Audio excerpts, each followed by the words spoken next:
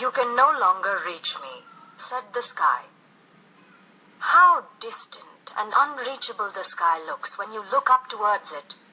But it was not always so. A very long time ago, the sky was close, rather so close that one could reach up to it. Here is how it became distant. Close to the earth and to its humans, the sky was as abundant as it was expansive. It generously offered the people all the food they needed from its largesse.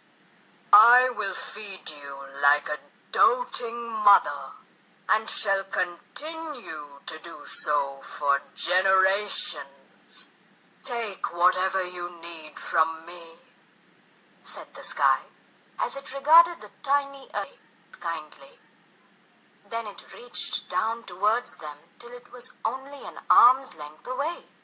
Delighted, people reached, pulling out of it all the food they needed to overcome hunger or a craving for fancy dishes. Nothing pleased the sky more than to offer all that the people needed or desired at all times of the day.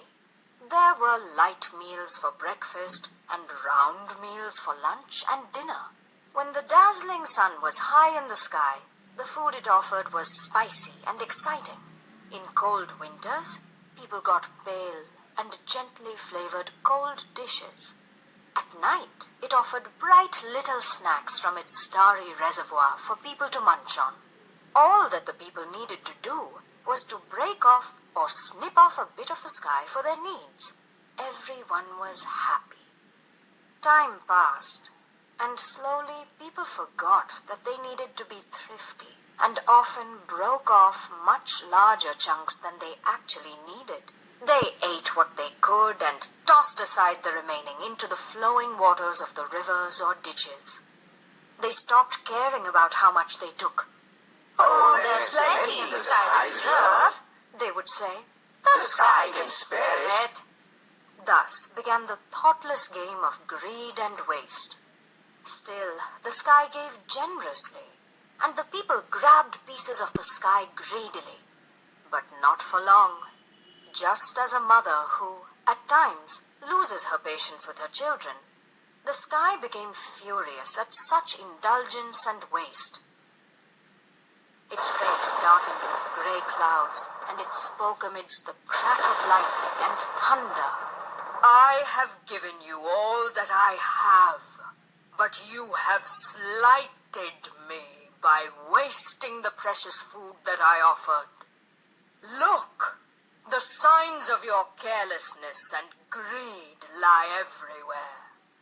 The earth was littered with partly bitten fruits, half-eaten puddings amidst rice and bread stained with and sauce, to name just a few. Some of these floated in drains and rivers or lay rotting in ugly piles. "Is this the way you thank the one who gives you gladly? You have insulted me by wasting the food I offered. It is best that I should leave." Afraid of the hungry days to come, should the sky leave, the people pleaded. They hung their heads in shame and listened as the sky ranted above them. "Please forgive us. We promise to be careful. We shall take only how much we need. Please, please," they cried. The sky listened as the people promised never to waste this precious resource. A deal was struck, and food began to flow again.